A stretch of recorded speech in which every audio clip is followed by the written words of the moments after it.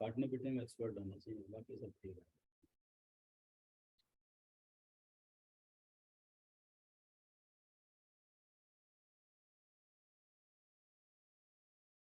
आ गए सब लोग?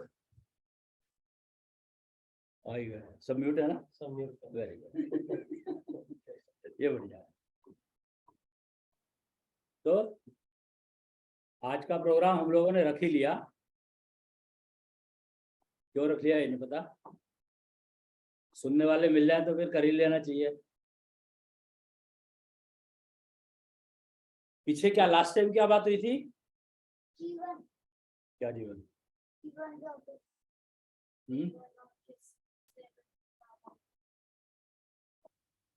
तो बैंक में पैसे जमा करने की बात हो रही। क्या कि जमा किस्मत करेगा से, नहीं करे? किस्मत जो अपनी किस्मत होती है उतना मिलता ही है सबको, लेना है नहीं लेना वो डिसाइड करना होता है। कर लिया डिसाइड? जो बच बचा रहा है उसका क्या करोगे? भाई लेना और ना लेना डिसाइड कर लिया तो फिर बचेगा कहाँ से?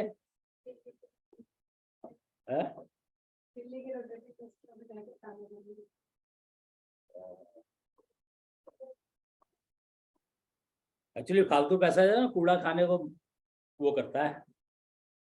कबाड़ खाओ, फिर क्या वो, पहले तो भागे भागे जाओ, तीर्थ जा रहे हैं सो कॉल्ड, और वहां जाके आप थक गए बहुत, लौट के बुद्धू घर को आए। तो बुद्धू ही थे तो गए क्यों थे? ओहो, टेस्ट करने गए थे कि बुद्धू है?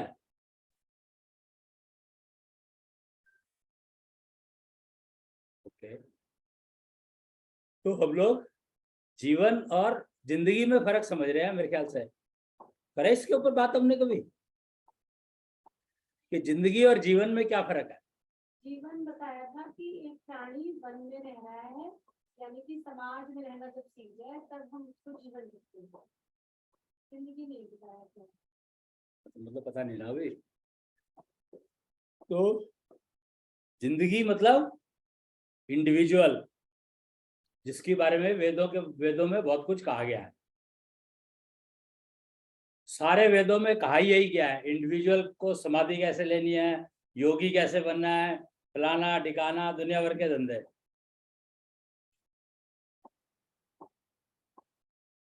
और जब जीवन की बात करते हैं तो समस्या बहुत बड़ी है, एक दूसरे को झेलना। समस्या जब जीवन की बात करेंगे तो नेचुरली वन में रह रहे हो तो फिर तो झेलना तो पड़ेगा ही ना। एक ही घाट पे बकरी और शेर पानी पी लेते हैं, तो तभी तक पीते हैं जब तक प्यास है, उसके बाद तो है नहीं। प्यास तो तभी लगती है ना जब खा लिया, उसके बाद जब दोबारा भूख लगेगी तब देखेंगे।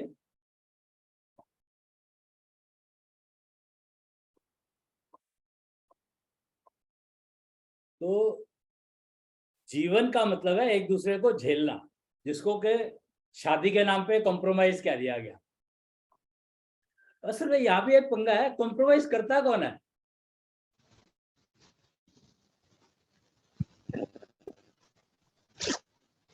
कॉम्प्रोमाइज लड़का करता है या लड़की करती है, या घर वाले करते हैं दोनों, या बाकी सारी सोसाइटी करती है? जनसंख्या बहुत बढ़ गई, जनसंख्या बहुत बढ़ गई।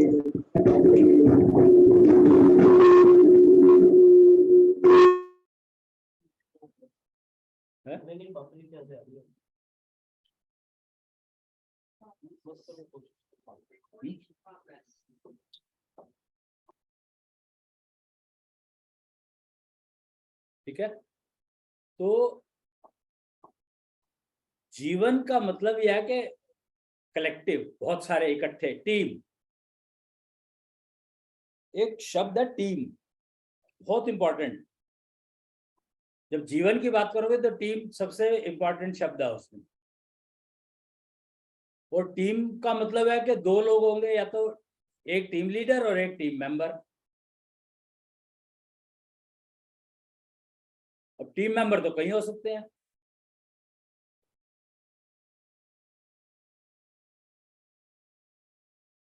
तो फैमिली भी एक टीम है, बेसिकली अगर टीम है तब तो वो कुछ कर लेंगे, और नहीं तो सारे अलग अलग है ही, कॉम्प्रोमाइज करते रहेंगे सारे के सारे। किस चीज में मैं कॉम्प्रोमाइज करूं, किस चीज में उसको कॉम्प्रोमाइज करवाऊं, तो वो अपने आप को लीडर बना लेता है।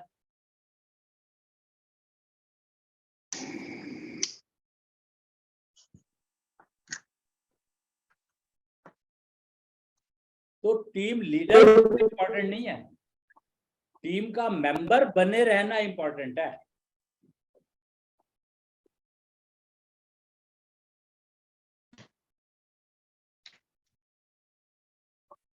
और अगर टीम का मेंबर बनना आ गया तो फिर टीम लीडर उसको किसी को भी बना दो, कोई फर्क नहीं पड़ता,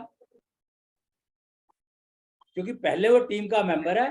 और फिर किसी पर्टिकुलर एक्टिविटी में कोई ज्यादा समझदार है तो उसको टीम लीडर बना दिया, किसी पर्टिकुलर एक्टिविटी में दूसरा समझदार है तो उस समय में उसको टीम लीडर बना दिया।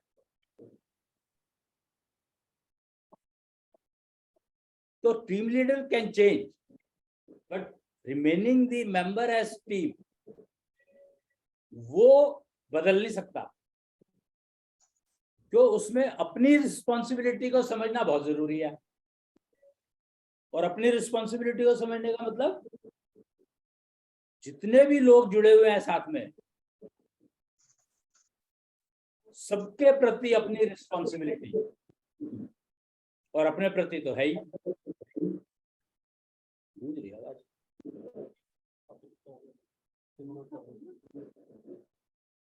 म्यूट से होने लगे।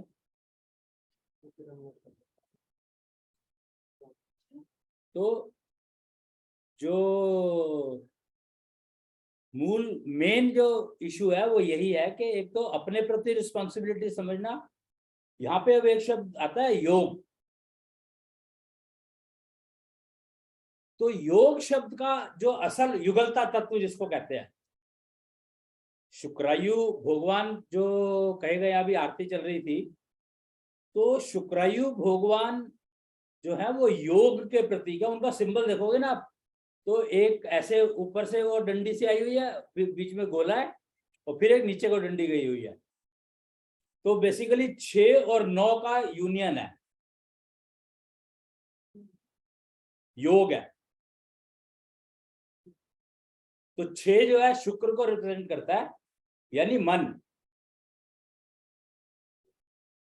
और 9 मंगल को रिप्रेजेंट करता है, यानी प्रसन्नता, आनंद।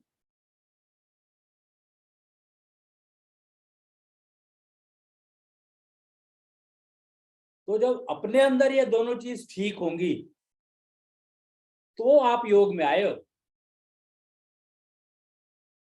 तो आपका युगलता तत्व फंक्शनल हुआ है, काम करने लायक हुआ है,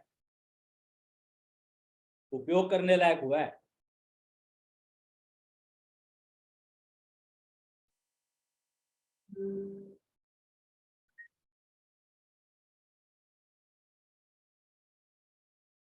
इसलिए शुक्रायु भगवान को कहा गया 6 मॉलिक्यूल्स के मालिक हैं वो, जो समाज बनाने का काम करते हैं।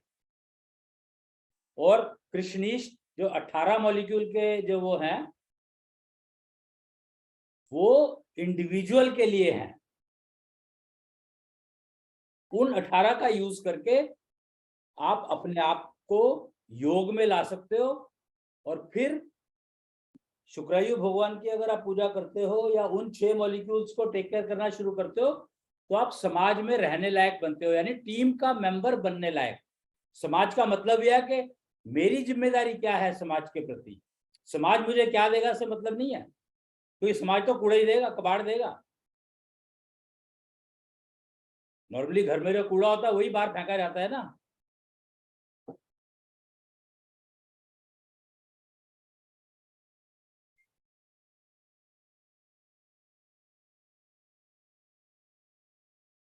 तो 6 मॉलिक्यूल जो है वो समाज के लिए बने हैं, यानी युगल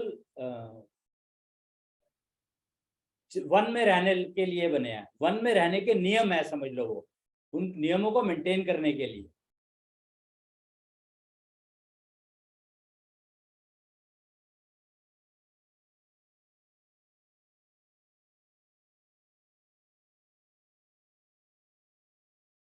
तो जीवन का मतलब यहां पर आ गया कि जिंदगी मतलब 18 मॉलिक्यूल और जीवन मतलब 24, 18 + 6।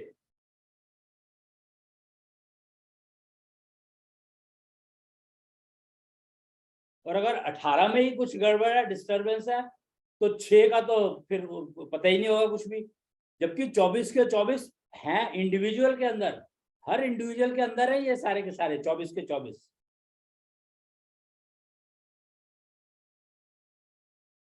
परंतु 6 जो मॉलिक्यूल हैं उनको अगर हम वो उसमें मतलब कुछ चक्र बने हुए हैं, वो कहते हैं ना हर इंसान में कुछ कुछ चक्र हैं, तो वो जो चक्र है वो इन 6 मॉलिक्यूल से बनते हैं।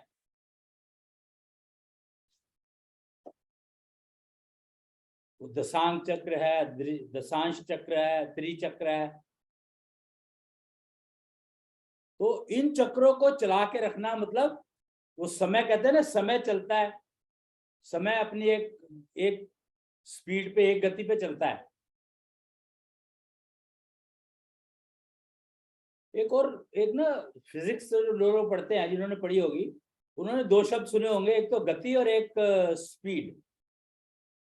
2 चीजें होती हैं। स्पीड और गति में क्या फर्क है?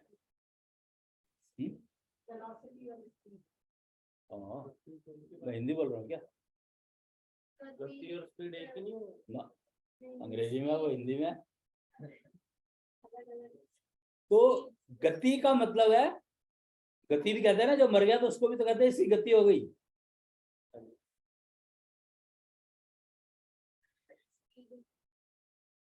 तो गति का मतलब है दिशा में चलना, और स्पीड का मतलब है दिशा से कोई मतलब नहीं है, भाग रहा है।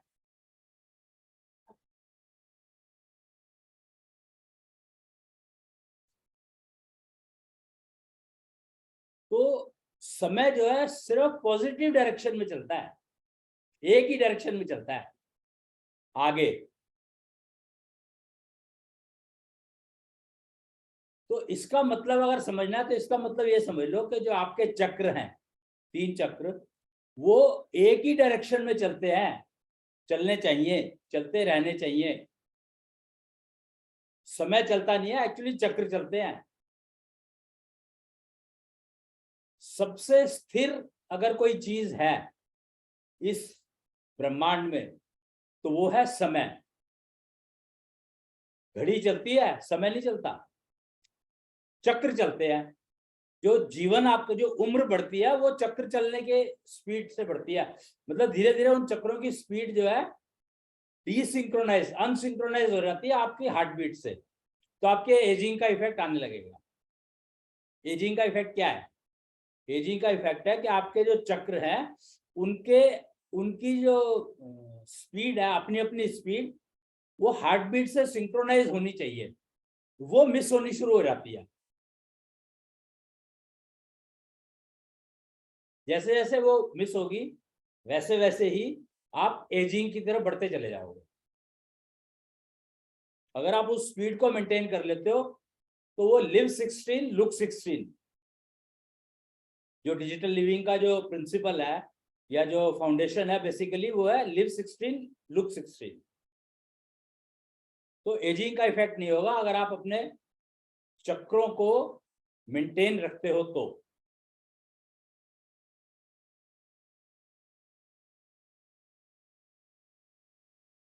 वेदों के अनुसार 7 से 8 चक्र बताए जाते हैं, पर वो इंडिविजुअल से रिलेटेड है।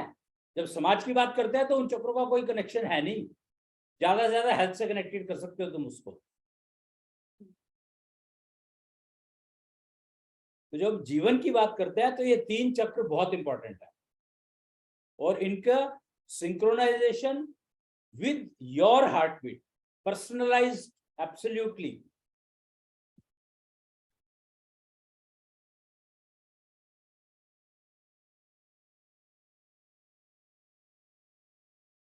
और अगर ये मेंटेन नहीं करोगे तो अगर तुम्हारे ऊपर एजिंग का इफेक्ट आ रहा है ना, तो समझ लो कि आपके चक्र जो है डिसिंक्रोनाइज है, अनसिंक्रोनाइज्ड है आपस में, और हार्ट बीट के साथ कनेक्टेड उनका वीक होता जा रहा है। वो टनल जो इन 3 चक्रों को हार्ट बीट से जोड़ती है वो वीक होती जा रही है, यानी कॉन्जनियल नेटवर्क जिसको कहा गया है, नर्वस सिस्टम कह लो उसको अगर अंग्रेजी में कहना है तो।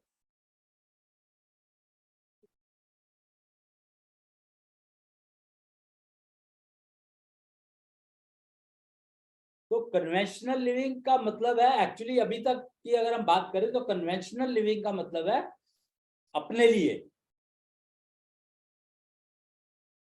और डिजिटल लिविंग का मतलब है समाज के लिए।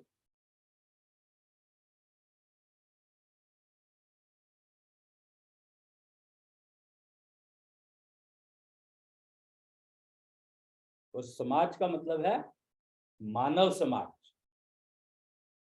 Highest priority. फिर उसके बाद निम्न योनि है तो उसके ऊपर जा सकते हो तुम, पर हाईएस्ट प्रायोरिटी जो है वो मानव समाज को दी जाती है, क्योंकि ये जो चक्र है, तीनों चक्रों को अपनी हार्ट बीट से सिंक्रोनाइज करने की जो प्रोसीजर है वो सिर्फ इंसान सीख सकता है और कोई नहीं सीख सकता, और उसका उपयोग कर सकता है।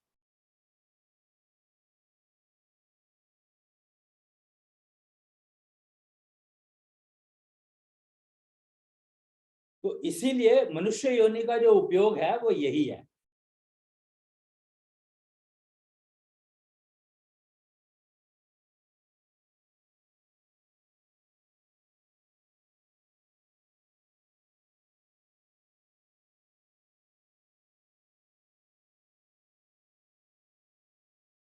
तो जीवन और जिंदगी में फर्क तो समझ आ ही गया होगा मोटा मोटा।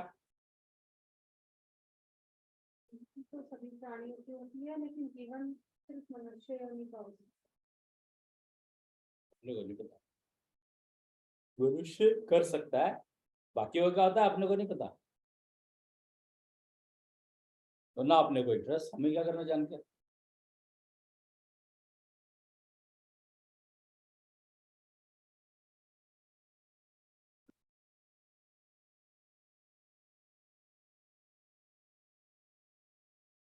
जीवन शुरू कब से होता है? जिंदगी तो शुरू हो जाती है जब आप डिलीवर हो जाते हो,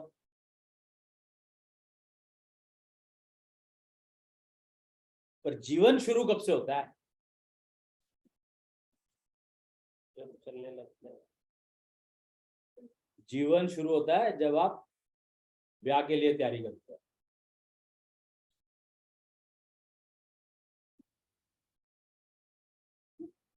क्योंकि रिस्पॉन्सिबिलिटी लेने लायक हो तो ब्याह किया जाता है ना। एक नॉर्मली कहता है ना कि जब तक तुम जिम्मेदारी हो तो तुम्हारा ब्याह कर दो, अब तुम जिम्मेदार हो गया, यानी कैरियर बन में तुम चले गए, जॉब में चले गए, तो अब तुम्हारा ब्याह कर देना चाहिए। पर उससे पहले भी तो सोसाइटी का पार्ट है। उससे पहले तो रिस्पॉन्सिबिलिटी नहीं है ना, परिवार के लिए जिम्मेदारी होती है, माता पिता के लिए, भाई बहन के लिए। कुछ नहीं होती। वो तो जो सिखाया वही रहेगी, और सिखाया ही नहीं तो कैसे रहेगी। जिम्मेदारी तो सीखनी पड़ती है ना, समझनी पड़ती है, सीखनी पड़ती है और इस्तेमाल करनी पड़ती है, उपयोग करनी पड़ती है, और अपने आप को मेंटेन रखना पड़ता है उस जिम्मेदारी को मेंटेन कर वो रखने के लिए, लेने के लिए। परिवार में कैसे रहना है ये तो माता पिता सिखाते हैं, जिम्मेदारी लेना। लेकिन जब प्राणी विवाह करता है या करती है, तब भी तो उसको जैसा सिखाया गया है उसके माता पिता के द्वारा, वो वैसी ही मैरिज। तो यही तो बात है ना कि किसको क्या सिखा। इसीलिए ये ट्रेनिंग जो है सारी की सारी जेंडर बेस्ड होती है। जो शिक्षा है वो जेंडर बेस्ड शिक्षा होती है, क्योंकि एक वो बड़ी एक सिंपल सा लॉजिक है। आप 10th क्लास में जाओ, 10th क्लास की बात करते हैं हम लोग, तो 10th क्लास में जब सेक्शन बनाए जाते हैं, 9th का एग्जाम होता है, उसका रिजल्ट आता है, और जब सेक्शन बनाए जाते हैं तो एक पर्टिकुलर लेवल के जो लोग हैं उनको एक सेक्शन में रखा जाता है, और उससे जो वीक नंबर लोग हैं उससे नेक्स्ट सेक्शन में, उससे ज्यादा वीक लोग हैं उनको थर्ड सेक्शन में। तो ये क्यों है, इस नियम को समझो। इसका जो लेवल है उसको उसके हिसाब से ही पढ़ाया जाएगा, वैसे ही चला जाएगा। तो अगर हम वीक को और स्ट्रॉन्ग को एक साथ रख देंगे तो दोनों का सत्यानाश है, वो पढ़ाने वाला पढ़ा ही नहीं पाएगा। तो फिर तो जबरदस्ती पास करने वाली बात हो गई। कि भैया पास कर दो सबको, कोरोना आ गया सबको पास कर दो। दिल्ली का मॉडल, तो मेरे से सबको पूरे दुनिया में यही हुआ है कि उस एक साल में सबको पास कर दिया गया बिना किसी एग्जाम के।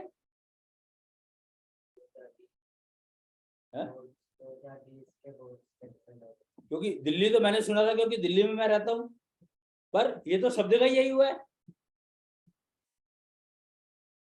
और इसीलिए वो लोग रोते हैं कि हम इतने अकल थी हमें, और हमें भी उनके साथ ही बना दिया।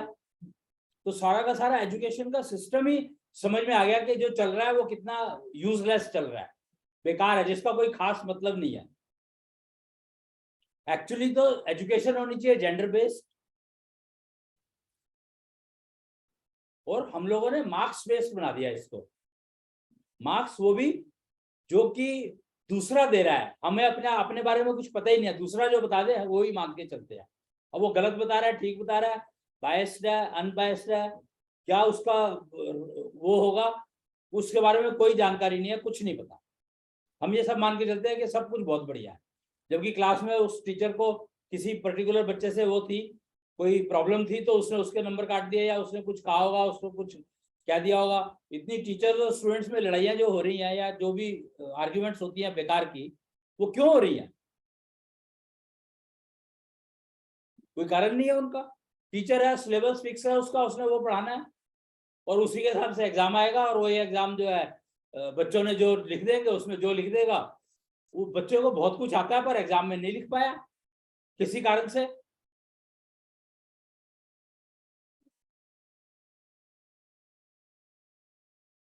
तो शिक्षा जो कि बहुत ही एक इम्पॉर्टेंट फेज है लाइफ का, वही अगर मैस हो जाएगा तो आगे की लाइफ तो मैस हो ही गई,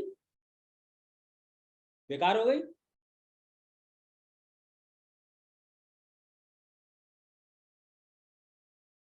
तो अपनी रिस्पॉन्सिबिलिटी लेना तो कभी आया ही नहीं। अगर अपनी रिस्पॉन्सिबिलिटी मैं नहीं ले सकता तो दूसरे की कैसे लूंगा? तो समाज बनेगा कैसे? बन ही नहीं सकता।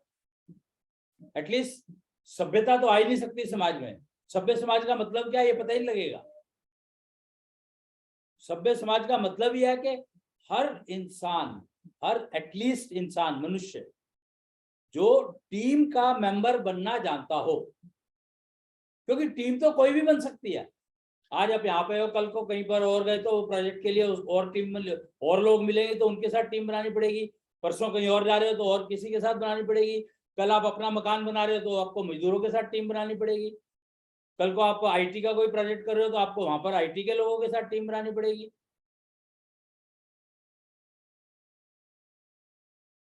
तो टीम तो बदल सकती है, पर टीम में मेंबर कम ज्यादा हो सकते हैं।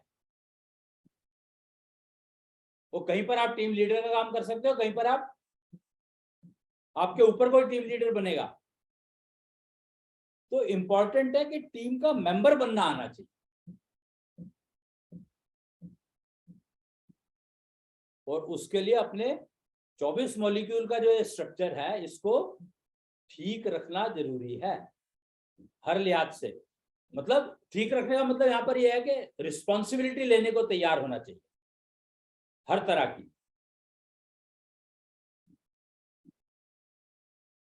कोई कल को नेचुरल कैलेमिटी आती है तो क्या करोगे?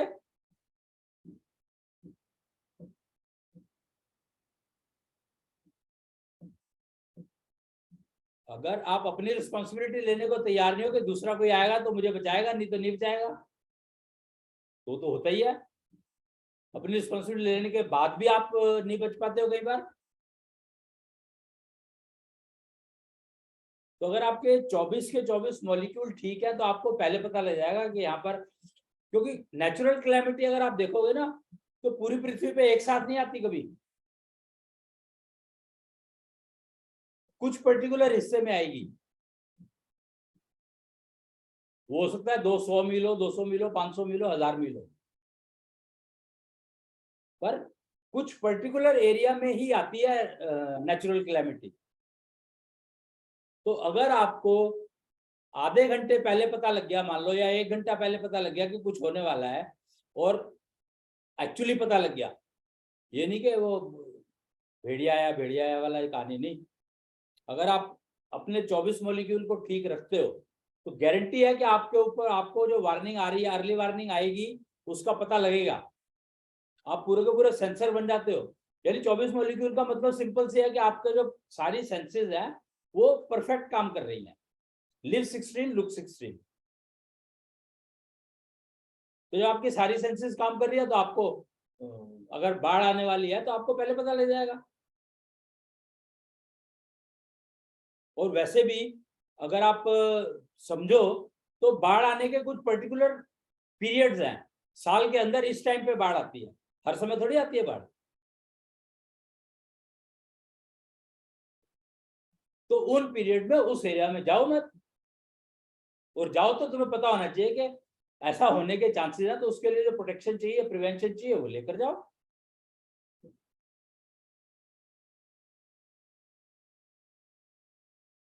तो अगर आपकी पांचों सेंसेस फंक्शनल है, सिंक्रोनाइज्ड है, एक साथ काम कर रही हैं, और सारी जो कुछ भी देखा सुना उसको एक मैसेज में कन्वर्ट करके और दे रही हैं माइंड को,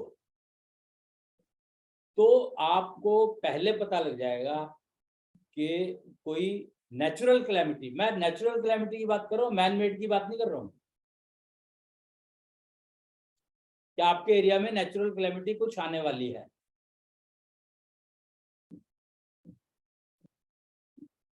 तो आप उसकी, अब ये आपकी मर्जी है कि आप उसकी प्रोटेक्शन प्रिवेंशन लेना चाहते हो कि नहीं लेना चाहते। और वैसे तो यहां तक भी एस्टिमेट हो जाता है कि वो कैलेमिटी कितना नुकसान करेगी अगर मैं कोई प्रोटेक्शन नहीं लेता तो।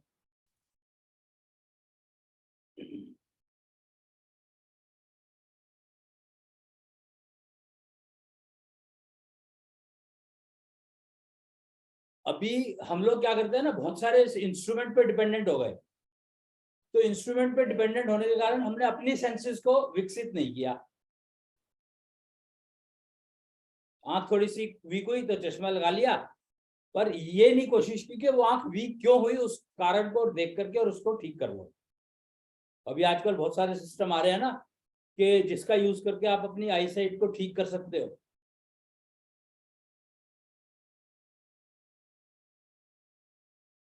तो ऐसे ही कानों के लिए कुछ कुछ, ऐसे ही आपके हर चीज के लिए, मतलब कोई ना कोई सिस्टम आपने यूज कर लिया, जबकि आपके पास जो नर्वस सिस्टम आपको दिया गया है, या जो कॉन्जेनियल नेटवर्क ऑफ टनल्स कहते हैं जिसको, वो अगर ठीक रख लो तो आपकी सेंसेस अपना पूरा काम करेंगे, आपको किसी एडिशनल चीज की जरूरत ही नहीं पड़ेगी।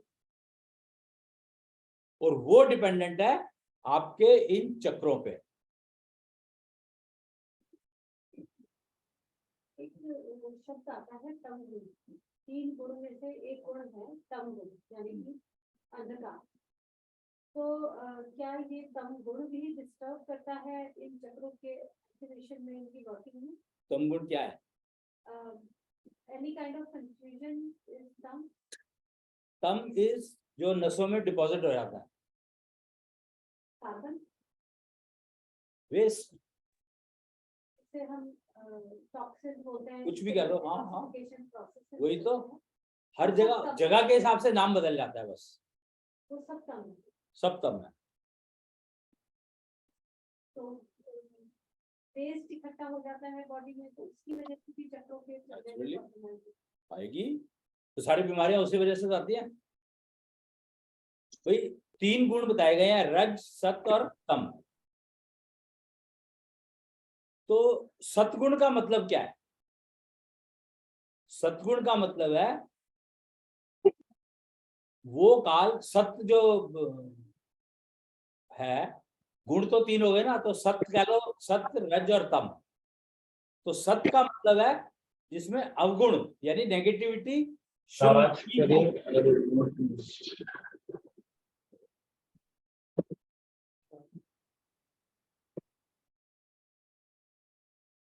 सत का मतलब है कि जब आपके जो अवगुण है या नेगेटिविटी है वो शून्य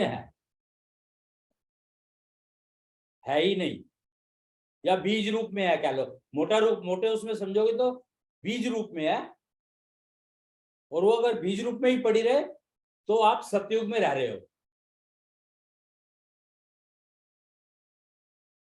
और रज का मतलब है कि अवगुण और सतगुण, मतलब अवगुण और क्या कहेंगे, सद्गुण, सद्गुण और अवगुण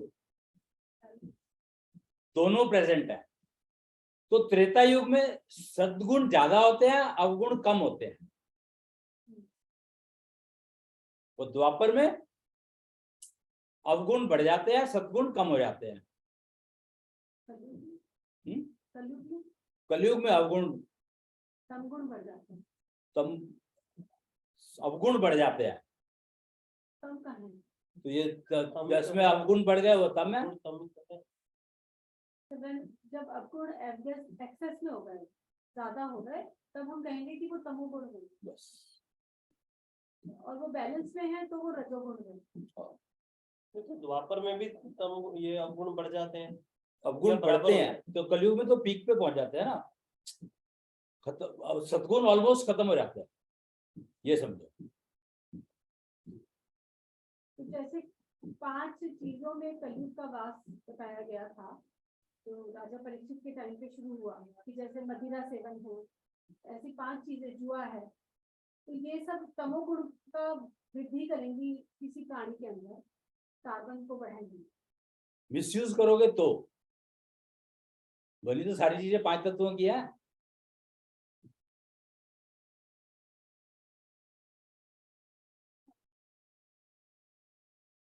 मिसयूज करोगे तो अवगुण बढ़ने का मतलब यह है कि तुम मिसयूज करना शुरू कर देते हो चीजों को। जैसे मदिरा दवाई की तरह कोई ले रहा है तो नहीं करेगी। होम्योपैथी सारी की सारी तो दारू पे ही तो बनी है। जुए का क्या यूज है सारी चीजें जुआ ही तो, ब्याह करता है आदमी जुआ नहीं है वो है। सोने का आजकल दुरुपयोग नहीं हो रहा, सोने की वजह से तो सारे झंझट है ये। है?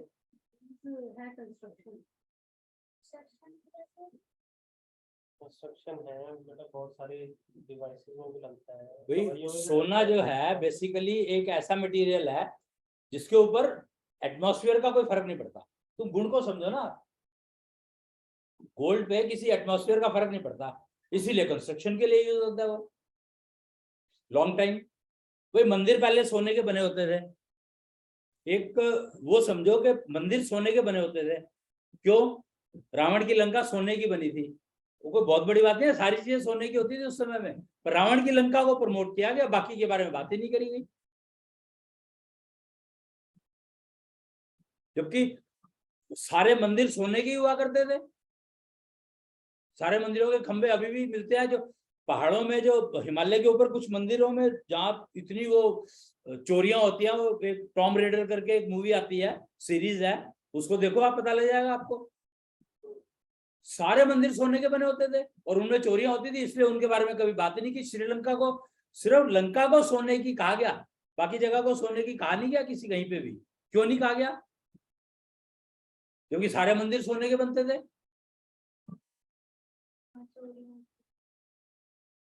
तो सोने का मतलब है कि उसके ऊपर वातावरण का इफेक्ट नहीं होता,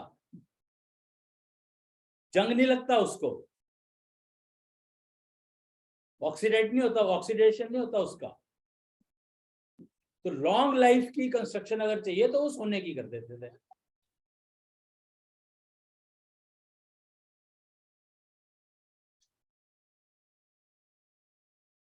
तो बेसिक जो सिस्टम है। और कलयुग, वही देखो ना कि कलयुग आ गया, तो कलयुग में सोने को, जो कि एक कंस्ट्रक्शन का मटेरियल था, यानी मिट्टी की तरह से था, मिट्टी को सोना कहा जाता है। क्यों? कुछ जगह की मिट्टी सोना होती है, तो वो कंस्ट्रक्शन के लिए यूज होती थी,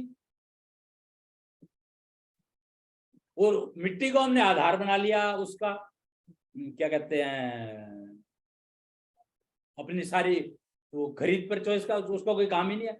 मतलब यूज क्या है सोने का? कोई यूज तो है ही नहीं, जिंदगी में क्या यूज है उसका?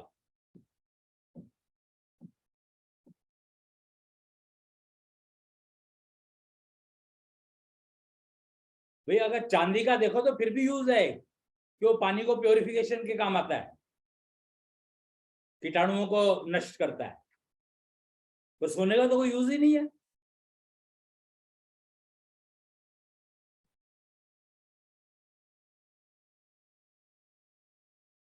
तो ये निशानी है कलयुग में अवगुणों के बढ़ने की।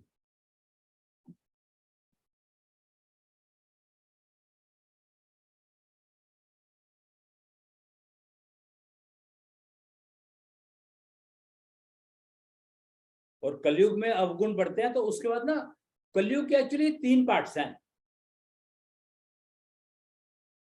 एक जिसमें अवगुण मैक्सिमम थे, महाभारत।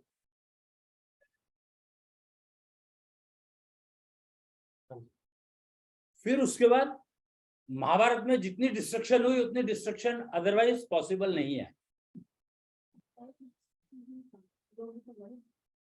तो डिस्ट्रक्शन क्या होती है? ले, वही तो अवगुण की निशानी।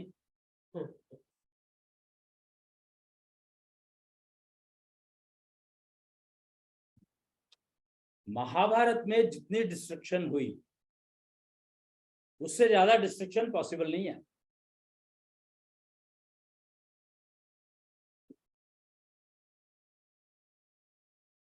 फिर जो दूसरा काल शुरू हुआ महाभारत या कलयुग के 3 वो बताए, तो पहला जिसमें पूर्ण डिस्ट्रक्शन, फिर उसके बाद सृजन का काम शुरू हुआ, यानी कंस्ट्रक्शन का काम शुरू हुआ। कंस्ट्रक्शन में हमने क्या करा, जो पहले बने हुए थे उनको तोड़ा और नए बना लिए। इधर की मिट्टी इधर, वो खाली बनिया क्या करे, इधर के बाट उधर करे, दुकान पे बैठा हुआ। तो हम वही कर रहे हैं आज की तारीख में। और देखो हम उसी तकरीबन वहीं पहुंच रहे हैं कि आज की तारीख में मैं यहां बैठ करके एक बटन दबाऊं और अमेरिका खत्म, या एक बटन दबाऊं हिंदुस्तान खत्म, या एक बटन दबाऊं यूरोप खत्म। महाभारत में तो कहीं जाने की भी जरूरत नहीं थी, बैठे बैठे सारे आपस में लड़ मर गए। अभी तो उन्होंने यूज नहीं किया, अभी तो उन्होंने मास डिस्ट्रक्शन के वेपन यूज नहीं करे थे। सोचो तब ये हाल था और अब तो हाल क्या है। मेरे को लगता है पहले ना औरतें को पार्टिसिपेट नहीं करती थी। ये जेंडर इक्वालिटी का जो चक्कर चला है ना, वो इसीलिए चला है कि महाभारत काल में औरतें पार्टिसिपेट नहीं करती थी युद्ध में, लड़ाई में।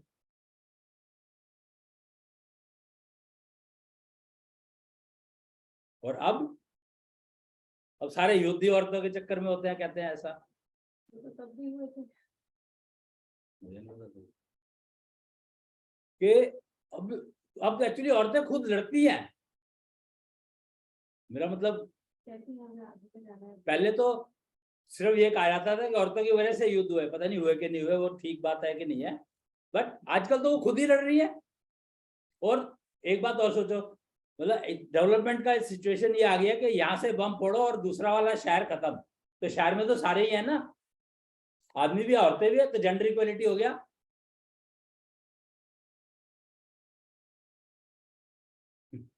कितना आसान तरीका है ना जेंडर इक्वालिटी का।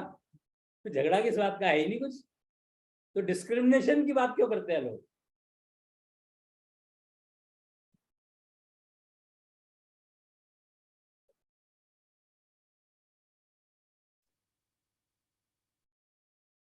तो एक्चुअल प्रॉब्लम है जेंडर कॉन्ट्राडिक्शन।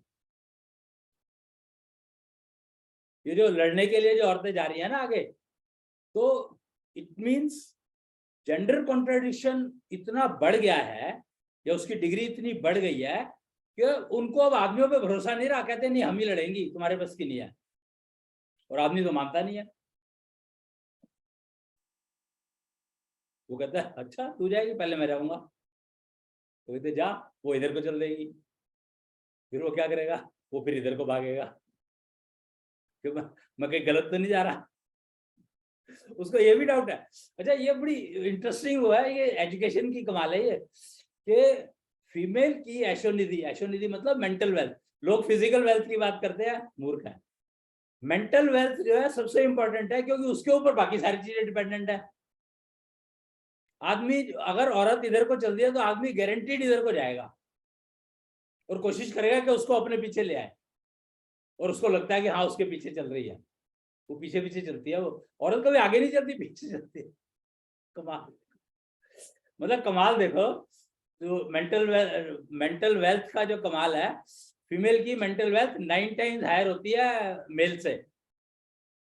पर जेंडर कॉन्ट्रडिक्शन एक बहुत बड़ी समस्या है।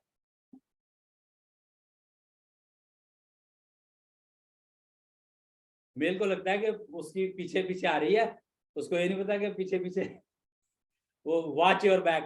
फिर आदमी ने, बेचारे ने, ये जेंडर इक्वालिटी ने तो सत्यानाश कर दिया आदमी का, कि आदमी कहता है कि वॉच योर बैक। आप कोई भी फिल्म देख लो, अंग्रेजी फिल्म देख लो जिसमें थोड़ा बहुत वो डिटेक्टिव जेम्स बॉन्ड टाइप की, तो उसमें एक ही स्टेटमेंट बहुत इंपॉर्टेंट आता है टीम में, वॉच योर बैक, और I will watch your back, you watch your back. जबकि बीवी पीछे चल रही है, बीवी चल रही है ना चल रही है, पर चल तो रही है, हमेशा पीछे है तुम्हारे।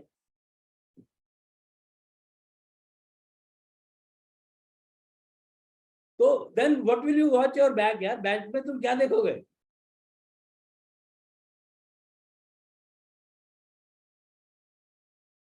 वो धक्का ना देते, हैं?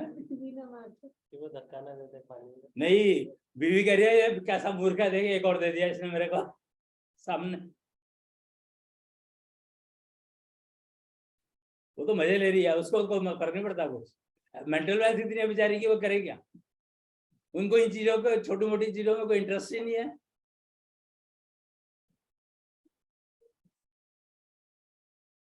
तो जेंडर इक्वलिटी के नाम पे उनकी ये मेंटल वेल्थ को कम किया गया। तो कम हुई क्या? उसे चुपचाप यूज करनी शुरू कर दी, तुम्हें बताए बिना। फिर तुमने डिटेक्टिव पालने शुरू कर दिया कि देख क्या कर रही है।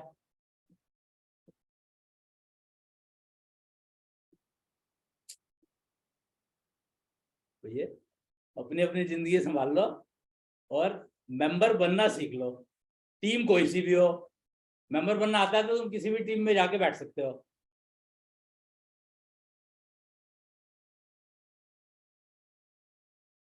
और नेचुरली टीम वही चुनोगे जिसमें तुम्हारे जैसे लेवल के लोग होंगे।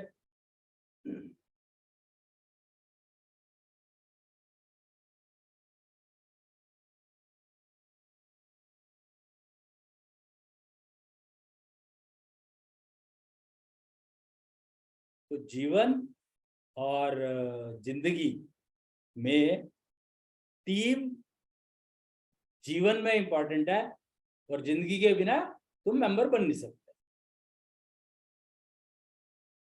टीम मेंबर बने रहने के लिए हमें अपने 24 मॉलिक्यूल्स को बैलेंस में रखना है, या अपने सारे बैलेंस का बैलेंस मीन्स कि जो हमारी नीड्स हैं उनको हम,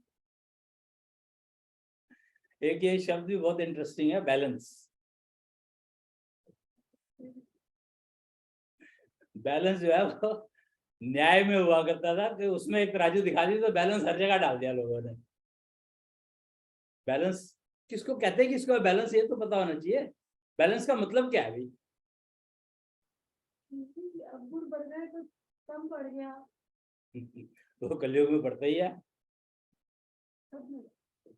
कलयुग का मतलब यही है। तो फिर एफर्ट किस चीज के लिए करना है? हाँ, एफर्ट करने हैं कि मेरा ना बढ़े। जो चीज नेचुरली होती ही है तो उसको मेंटेन, फिर तो एजिंग तो होगी ना। एजिंग से रुकना है तो फिर कैसे रुकोगे? बीमारियों से नहीं बचना है तो कैसे बचोगे? हाँ, तो हम अपनी जिंदगी ठीक रखते हैं तो यानी कि अपने 18 मॉलिक्यूल्स 24 मॉलिक्यूल्स को हम ठीक रखते हैं, या ठीक रखते हैं। हाँ, बैलेंस नहीं, ठीक रखते हैं। ठीक रखते हैं। तो हाँ। दशांश चक्र को हम देखेंगे कि उनकी गति चलती रहे, ठीक चलती रहे, और पॉजिटिव डायरेक्शन में चले, नेगेटिव में जाएगी तो मर जाएगा। तो क्या हम इतना कर रहे हैं तो ये काफी है टीम मेंबर बने रहने के लिए, या इसके लिए हमें कुछ एडिशनल करना है? ये तो करना ही करना है। इसके बाद टीम मेंबर बने रहने के लिए सेंसेस सिंक्रोनाइज होनी चाहिए, सारी चीजें, फैक्टर तो बहुत सारे हैं। सेंसेस सिंक्रोनाइजेशन,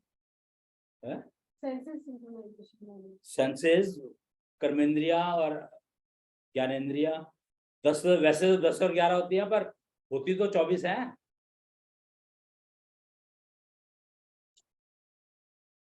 शिक्षा तो लोगे ही, शिक्षा के बिना थोड़ी काम चलेगा।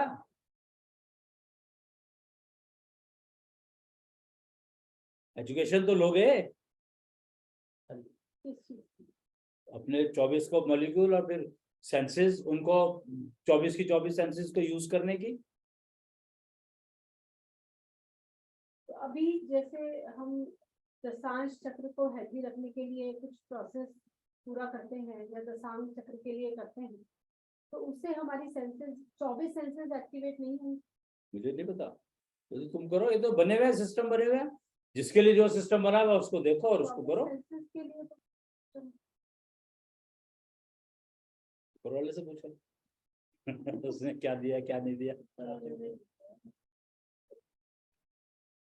तो मेरे ख्याल से मोटा मोटा वैसे समझ तो आया नहीं होगा, तो कोई बात नहीं, सुन तो लिया, रिकॉर्ड हो गया होगा, सुन लेना दोबारा से। कई बार सुननी पड़ती है चीजें,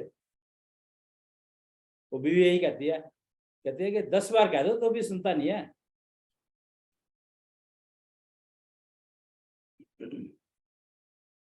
तो 10 बार इसीलिए कहना पड़ता है क्योंकि सुन तो लिया पर समझ में नहीं आया कि मतलब क्या है उसका, इंटरप्रिटेशन नहीं हुई, तो यहाँ पे भाषा का लफड़ा है। क्योंकि लैंग्वेज ऑफ इंटरप्रिटेशन अगर यूज करोगे तो फिर वो इंटरप्रेट करना बड़ा मुश्किल हो जाता है।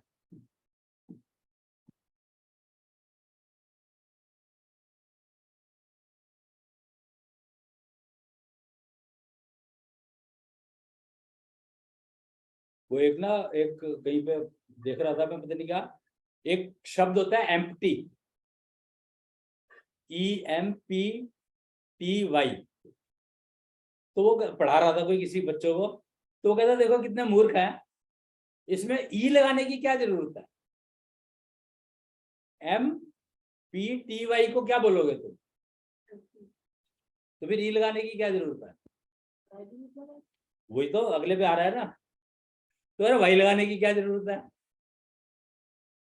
तो आर में AR ही होता है, तो तो दिमाग काम कर रहा है ना तुम्हारा, तो मैं तो यही चाह रहा था कि तुम्हारा दिमाग काम कर रहा है कि नहीं कर रहा, यही देख रहा था।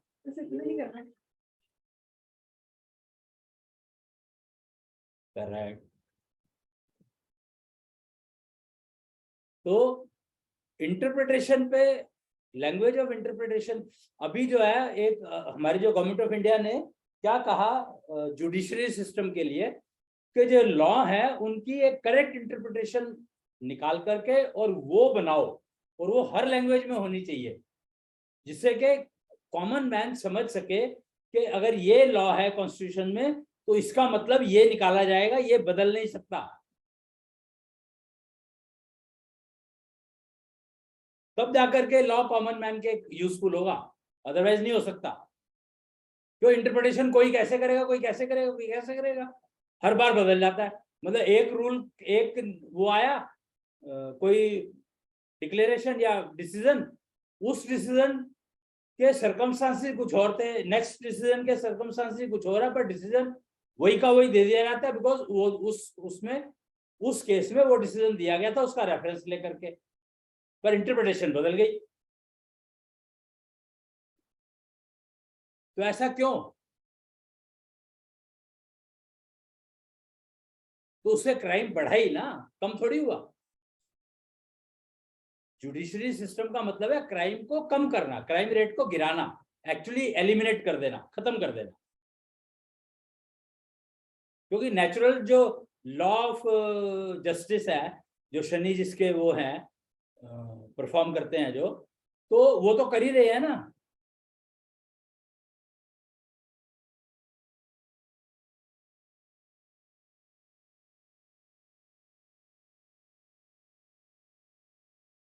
इसलिए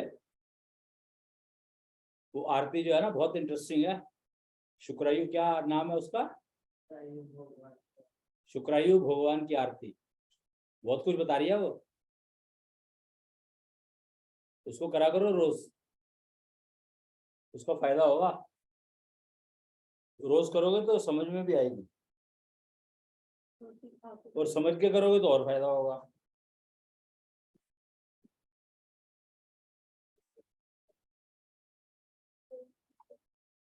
तो 12 बज गया, 12 बजे कहते हैं कि टर्मिनेट कर देना चाहिए प्रोग्राम, ज़्यादातर बड़ा हो जाता है।